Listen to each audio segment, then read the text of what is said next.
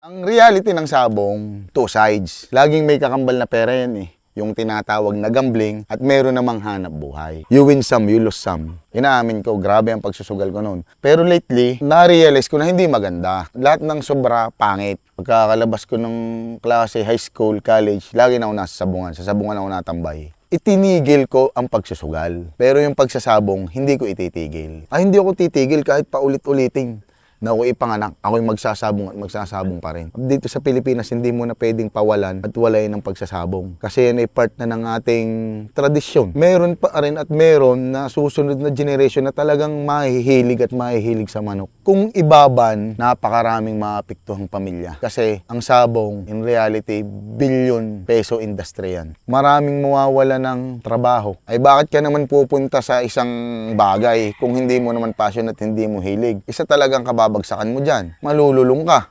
Marami kasing faktor eh. Hindi mo kasi pwedeng ihusgahan ng isang tao eh. Na nalulong dyan eh. Talagang lahat ng sobra ay masama. Kahit saan. Kung dati 1,000 ang nagsasabong noon, ngayon ay naging 5,000. Na hindi ako nang-i-encourage sa mga magsusugal ha. Bago nyo gawin, yung passion nyo, uunahin nyo muna ang inyong pamilya. Pag uuwi nyo sa bahay ay masaya ang inyong pamilya na may baong kaunting grocery, may pangbaon ng mga anak. Ang paghahanap ng aming mga guest at pagbabahagi ng kanilang kwento ay nangangailangan ng maraming oras. Pero sa tulong nyo, makakadiscover kami ng mga iba't iba pang mga istorya ng ordinaryong Pilipino. Para sa mas magandang community experience, pwede kayo makipag-usap at magtanong ng kahit ano sa aming mga naging guests at manatiling anonymous sa Discord. I-click nyo lamang ang join button para maging isang exclusive member. Maraming salamat!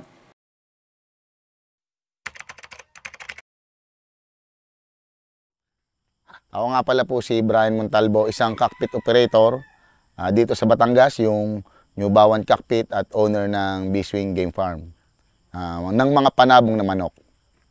Nag-umpisa akong pumasok sa sabong, siguro ako ay 7 years old. Actually, hindi naman agad na gusto ko yung sabong. Na-introduce ako dahil nung tiyuhin ko. Yung tiyuhin ko na wala na dito sa Batangas, nasa ibang bansa na, inuutusan nila ako magpainom ng manok, magpatuka ng manok. Doon ako na-introduce kung bakit ako nahilig sa manok. Siyempre, na-expose ka sa isang bagay, matututunan at magugustuhan mo, makiyo-curious ka kung anong mayroon. Yun. Doon ako naumpisa matutong magmanok. To make it short, simula nung matuto ako, nung magustuhan ko na magmanok, from 7 years old, siyempre nag-aaral pa ako. High school, college, hanggang sa magtapos, nagtrabaho. Yung cockpit arena, nito na lang yun eh, na magkaroon ng sabungan ng aming korporasyon, na maging isang operator ako. Dadaan ka muna sa talagang mahihilig ka. Aalamin mo muna kung ano yung sabong. From nahilig ka, simula bata ka, makiyo-curious ka, pupunta ka sa mga sinasabing maliliit na sabungan. Kagaya ng tupadahan. Pupunta ka na sa sabungan. From then, siyempre, ang reality ng sabong, two sides. Matututo ka, laging may kakambal na pera yan eh. Yung tinatawag na gambling at meron namang hanap buhay. No? Naging cockpit operator ako dahil marami ako naging experience na hindi ko nagustuhan. Na yun ang aking gawin. Dahil ang reality naman talaga may gambling side. Gusto ko siyang pagkakitaan. Sports, passion, hanggang sa matimpla ko na kung paano talaga kontrolin ang sabong, ang mundo ng sabong. Dahil may extreme experience ako from the past. Inaamin ko, grabe ang pagsusugal ko noon. Nag-umpisa ako noon na talaga nagsusugal ako, tumataya ako. Pero lately, na-realize ko na hindi maganda. Hindi maganda na yung kinikita mo sa ibang hanap buhay, ilalaro mo, na matatalo, yun naman ang kasi lahat ng sobra pangit. Ano? Hanggang sa pinag-aralan ko kung paano gawin tong hanap buhay at i-maintain na hindi na ako magsusugal, na hindi na siya sugal. Business at sports, passion, yun lang. Bata pa ako siguro mga pagkakalabas ko ng klase, high school, college, lagi na ako nasa sabungan. Sa sabungan ako natambay. Ganun talaga kahilig at kadalas pumunta ng sabungan. Nag-aaral ako, vacant, sa sabungan ako napunta. malayong sabungan na narating. Madami na, halos lahat ng sabungan dito sa Pilipinas ay napuntahan ko na. Mindanao, Cebu, dito sa Metro Manila, sa South at North. Nung una talaga, sa gambling side, oo. Mapapaisip ka, siyempre sayang naman ng pera yun naman ang tunay Pera mo yon, kinita mo yon. Maiisip mo talaga kung ititigil. Itinigil ko ang pagsusugal. Pero yung pagsasabong, hindi ko ititigil. At hindi ako tumigil. Gumawa ako ng paraan kung paano siya balansahin at kontrolin. Ayun. Yun ang tamang term. Ay, malaki ang tinutulong ng sabungan sa mga tao. Unang-una, yung mga empleyado doon. Ang empleyado ng sabungan, napakarami. Meron diyang empleyado sa ruweda, may mga maintenance, maglilinis. Kanya-kanyang part yan at saka division din. Hindi lang basta nagsasabong na manok at may mga sentensyador. Hindi. From operations, management, hanggang sa maintenance. So, let's say ang empleyado sa isang sabong ay 20. Sa ruweda pa lang yun. Ngayon ay online na. Hindi naman siya online. Offline betting in cockpit. Nasa loob lang ng sabungan. May mga tellers. Kalimitan sa tellers ay mga babae. May mga anak yan, napakarami, libong pamilya. Kadugsong din yan ng pag-aalaga ng manok, kagaya ng mga feeds na binibili natin. Yung mga gamot na binibili natin, from manufacturing, gumagawa ng feeds, binibili natin, isa nating ipinapakain dito sa farm natin. Napakalaki ng industriya ng sabong. Ang sabong kasi, kailangan mong alamin kung gusto mo talaga siyang gawin. Pag hindi mo naman talaga porte, wala kang passion sa sabong, huwag mo siyang papasukin. Kasi, doon ka mapupunta sa gambling side, doon nga sa sinasabi niyong negative side. Ang payo ko naman doon sa mga nalulung na, itigil nyo ng pagsusugal. Kasi ang pagsusugal naman ay masama naman talaga. At kung gusto nyong tumaya, ay di yung kaya lamang. Huwag kayong tumaya ng hindi nyo kaya. Huwag nyong paabutin sa maapektuhan pa ang inyong pamilya, ang inyong pagkatao hanggang sa kung ano-ano mangyari. Yan naman ang masasabi ko doon sa mga nalulung na. Pwede pa naman nilang baguhin ang kanilang mga sarili kung talagang gusto nilang magsabong. Ay di sports lang. Ganun lang. Ay sa akin kasi ako sports lang sa sabong Pag ako'y natalo, di talo, walang magagawa. Yan kasi you win some, you lose some. Ganyan ang sabong. Pag ginawa mo siyang sports, siyempre, kahit passionate ka, pag natalo ka, itatanggapin mo. Dahil labanan yan Sports yan Matatalo ka, mananalo ka. Masaya, pag nananalo, masaya. Kasi yun ay fulfillment at satisfaction mo na sa sarili mo. Kasi yun nga, gaya namin mga sabongero, na very passionate. Pag ikaw ay nanalo ng isang malaking event, napakalaking bagay para sa amin. Unang-una yung satisfaction mo sa sarili. Malaking reward na yun. Kasi from nagpapagod, ang mga handler, kami naman mga financer ay nangangapital para sa mga manok namin, sa paghahanda. Masaya kami. Dito kasi sa atin talagang kagaya ko nga, nung namulat ako, may sabong na. Ang Pilipino talagang mahilig magsabong. From history, sa Espanyol pa may sabungan na. Nagsasabong na sadya mga Pilipino. Tayo naman nga yung mga henerasyon nyo na may na-inherit na natin na-inherit. Dito sa Pilipinas, hindi mo na pwedeng pawalan at walayin ng pagsasabong. Kasi yan ay part na ng ating tradisyon. Hindi lang part ng business. Part na ng tradisyon dahil talagang meron pa rin at meron na susunod na generation na talagang mahihilig at mahihilig sa manok. Kahit hindi mo siya i-introduce talagang sa Pilipino, may tradisyon na yung sabong is talagang nandyan na. Hindi siya pwedeng mawala. Kasi ever since nandyan na talagang sabong. Kung ibaban at idideklara sa Pilipinas na totally tigil ang sabong, napakaraming maapektuhang pamilya. Napakarami kasi ang sabong, in reality, billion peso industry yan.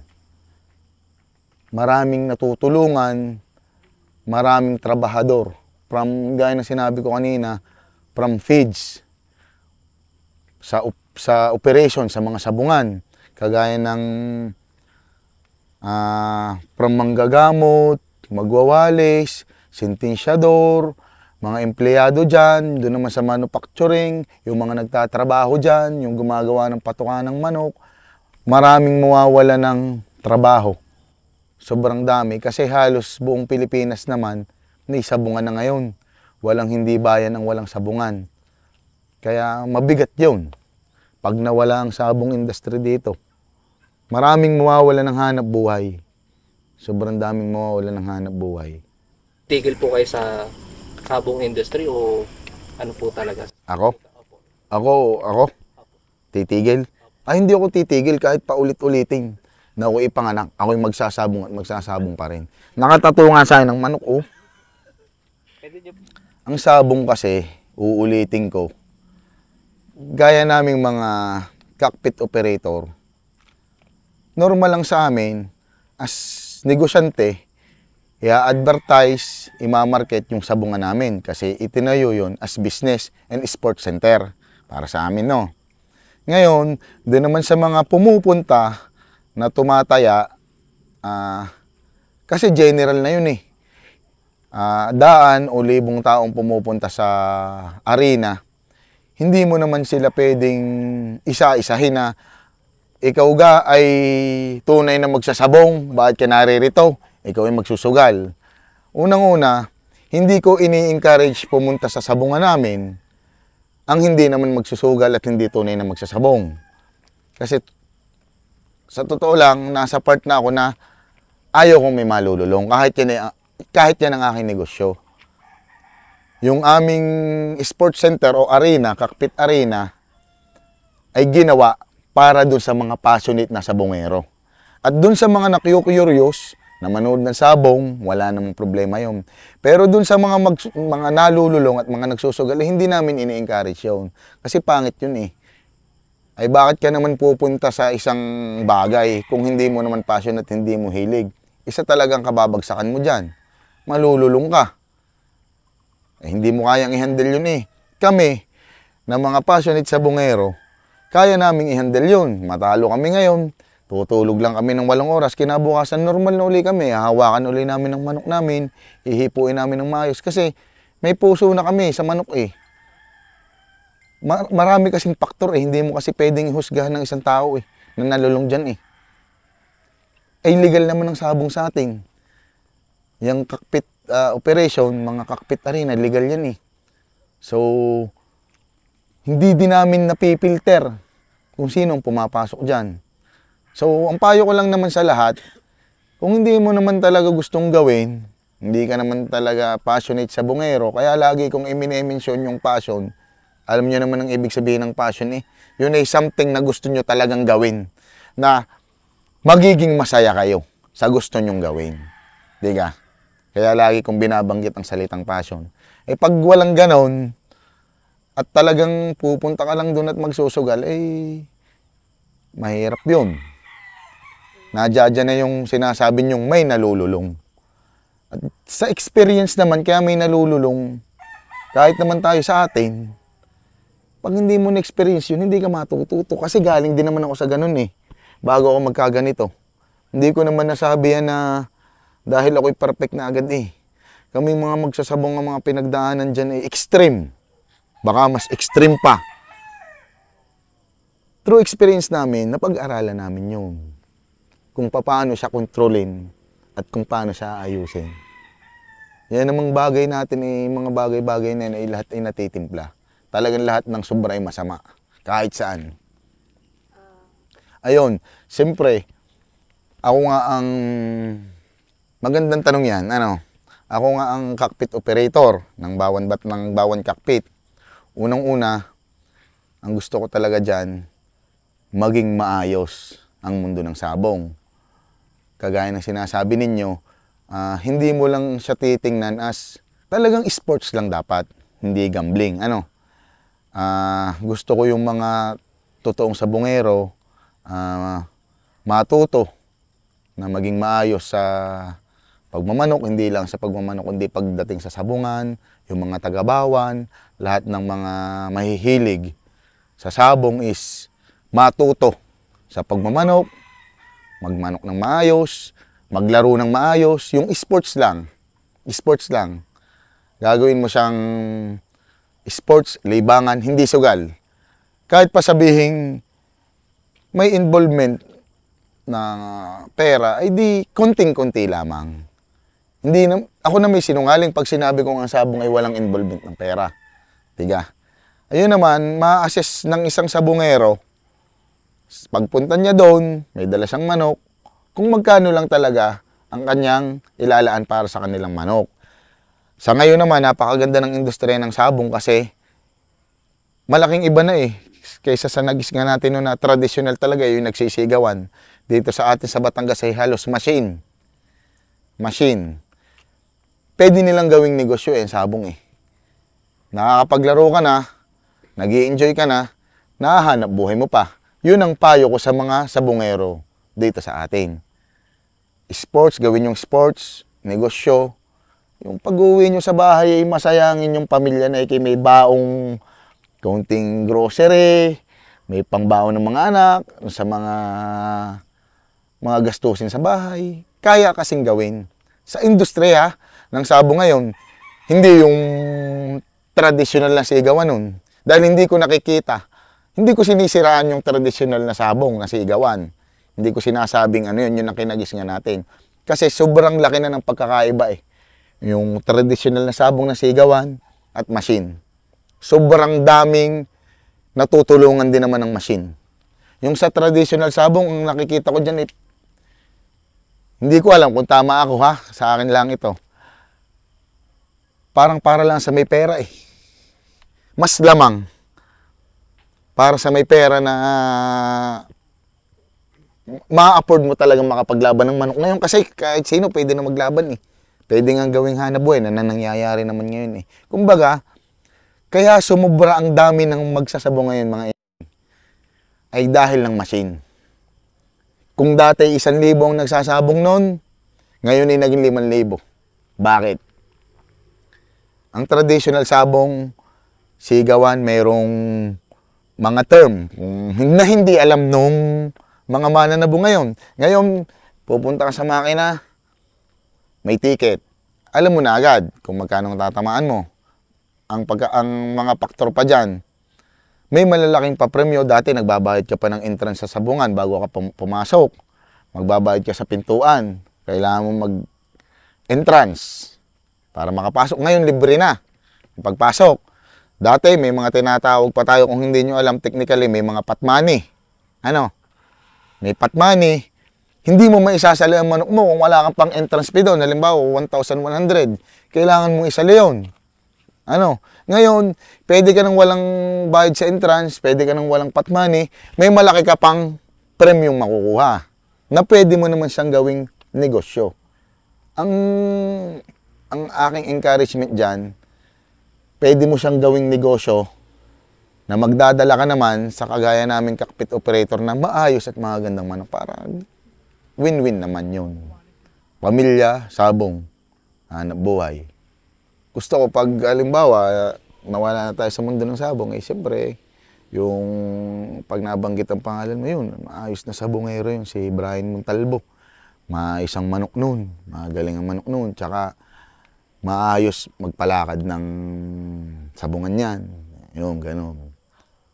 Yun lang naman, na hindi ako nang-i-encourage sa mga magsusugal ha. Sa mga nagbabalak naman na magsabong, uulitin ko, una pala ang ramdamin mo sa iyong sarili. Ito baga ay gusto mo talagang gawin? May passion ka baga dito o wala? Yun ang unang-una mong i-assess. Pag na-assess mo na, sige, gusto ko itong gawin, hilig ko ito, saka mo pasukin. Pag nandyan ka na, buti nga ngayon may mga gayan eh. May mga interview, may mga mapapanood sila. pwede nilang gawing guidelines na eh. Unlike namin noon na kami talagang true experience talaga bago talaga na ano ngayon maganda't may mga mapapanood sila. Pag na-assess mo na gusto mong gawin, ang pag-aalaga ng manok magastos ha. Hindi ito mura. Hindi ito murang libangan o hanap buhay. Ang pagmamanok kasi magastos. Kaya sinasabi ko na agad dun sa nagplano pa lamang na mag-alaga ng manok. Or kung ikaw naman ay backyard, okay lang yun. 2-3 piraso, 10 piraso. Pero pag magpa-farm ka, mabigat yan, magastos. Ang feeds ng manok, hindi babasta. Ang presyo ng manok, hindi rin babasta. Materialis na ginagamit sa pagmamanok, hindi rin babasta. Operational expenses, hindi babasta. Kaya mabigat. Kung ang goal mo, farm, magsimula ka ng tama. Siyempre, pag quality ang umpisa mo, quality rin yung magiging, kung business minded, quality rin yung magiging kita mo. Ganun lang naman yun eh. So, mag-i-spend ka talaga ng malaking kapital din. Ay pag hindi mo naman gusto't makagaya ka lang, huwag mo nang gagawin. Hawag na. Kailangan ramdamin mo kung talagang passion mo talaga ito. Ayun, yun lang ang masasabi ko. Tapos, huwag niyong gawing sugal. Sports lang. Umiwas na kayong magsugal. Hindi naman kasi magandang magsugal. Ayun, uunahin yung pamilya nyo. Bago nyo gawin yung libangan nyo, yung passion nyo, uunahin nyo muna ang inyong pamilya. Yun ang mahalaga. Kung gusto nyo manood ng mga dokumentaryo galing sa mga interviews namin, huwag nyong kakalimutang i-check ang isa pa naming YouTube channel, Off the Record Beyond Borders. I-click nyo lang ang link sa description. Maraming salamat!